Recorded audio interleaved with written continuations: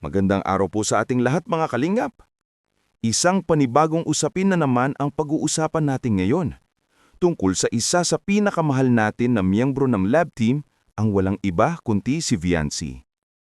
Sa mga nakalipas na linggo, napakarami na pong usap-usapan online. Mga isyung bumabalot sa kanya, mga bashers na hindi mapigilan, at mga taong patuloy na nagbibigay ng komento sa kanyang buhay. Lalo na tungkol sa relasyon nila ni Papa Eds o si Edu. At ngayon nga mga kalingap, lumabas na naman ang isang mainit na balita. Si Viancy, lilipat na raw ng paaralan. Marami ang nagulat, marami rin ang nalungkot. Pero tanong ng lahat, bakit? Ano nga ba ang nagtulak kay Viancy para gawin ang ganitong desisyon? Ayon sa mga malalapit sa kanya, hindi na rin talaga maganda ang sitwasyon sa kasalukuyan niyang eskwelaan. Dahil sa mga kumakalat na kisyo online, pati sa totoong buhay ay nadadamay na siya. May mga kaklase daw na iniiwasan siya. Mga dating kaibigan na unti-unting lumayayo. At mga taong nakikibahagi sa pangbabash kahit hindi nila alam ang buong kwento. Masakit yan para sa isang estudyante na may pangarap at pusong totoo. Kaya naman bilang isang ate, kuya o kapatid sa Team Kalingap, nararamdaman natin ang bigat ng pinagdaraanan ni Viancy. Pero alam niyo mga Kalingap, sa kabila ng lahat ng ito, hindi siya nag-iisa. Dahil naroon si Papa Eds na handang gawin ng lahat para maproteksyonan si Viancy. Mula sa mga masasakit na salita hanggang sa mga mata ng taong mapanghusga, si Papa Eds ay laging nariyan. At sabi nga niya, gusto niyang i-secure si Viancy, hindi lang sa online world, kundi pati sa totoong buhay. At syempre, naroon din si Kuya Val at Kalingap Rob na patuloy ang pag-abot ng tulong at suporta hindi lang kay Viancy, kundi sa lahat ng mga kabataang natutulungan ng programa. Kaya sa mga bashers, sana po ay tigilan na natin ang mga negatibong komento. Dahil minsan, yung salitang binibitawan natin online, mas matalim pa sa kahit anong sugat. Kung tutuusin, simple lang naman ang gusto ni Viancy, ang katahimikan. Gusto niya lang magpatuloy sa pag-aaral, maging maayos ang buhay, at makamit ang kanyang mga pangarap ng walang iniisip na stress o intriga. Kaya kung ang paglipat ng paaralan ay magbibigay sa kanya ng bagong simula, bakit hindi natin siya bigyan ng suporta, di ba mga Kalingap? Ngayon, lumalabas din ang tanong ng marami. Paano na ang EDSI Love Team? Matutuloy pa rin ba ang mga plano? O baka naman dahil sa mga nangyayari ay maghiwalay na muna sila? Aba mga Kalingap, para sa akin, hindi pa ito ang katapusan ng EDSI. Dahil kung totoo ang kanilang samaran, lalampasan nila ang kahit anong unos. At sabi nga ni Viancy, ang focus niya ngayon ay makapagtapos ng pag-aaral. At doon siya babalik sa usapang pag-ibig kapag tapos na ang lahat. Isang matalino at desenteng desisyon, di ba mga Kalingap? Ngunit siyempre, naiiwasan ng tukso. May ilan na nagsasabing, baka raw magbago si Edu. O baka si Viancy ang unang mapagod. Pero kung pagmamasdan natin, tila pareho silang lumalago, hindi lang sa content creation, pati sa pagkatao. Si Edu, mas naging responsable. Si Viancy naman, mas naging matatag. At kung sakaling mauwi man sa kasal ang lahat sa tamang panahon, edi masaya tayo mga Kalingap. Basta sa ngayon, suportahan muna natin sila sa kanilang mga pangarap. May mga nagsasabi rin, bakit si Viancy pa ang kailangang umanib sa INC?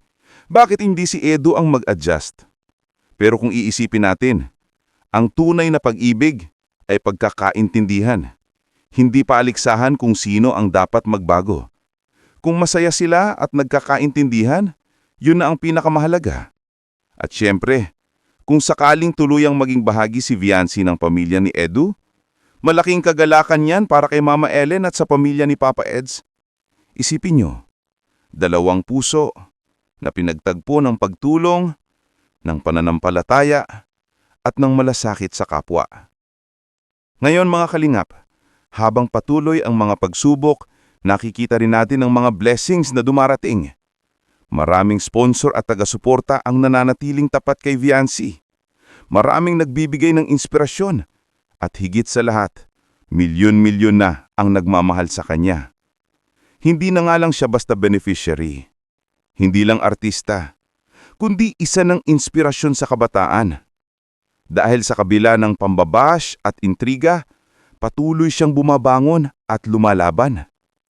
Kaya mga kalingap, anong masasabi niyo? Suportahan ba natin ang desisyon ni Viancy na lumipat ng paaralan para sa kanyang kapayapaan at kinabukasan? At patuloy ba nating susuportahan ang EDSI kahit sa mga panahong sinusubok sila? Para sa amin, oo. Dahil kung tunay ang kabutihan, kung totoo ang intensyon, at kung pusong kalingap ang umiiral, lahat ng pagsubok ay malalampasan.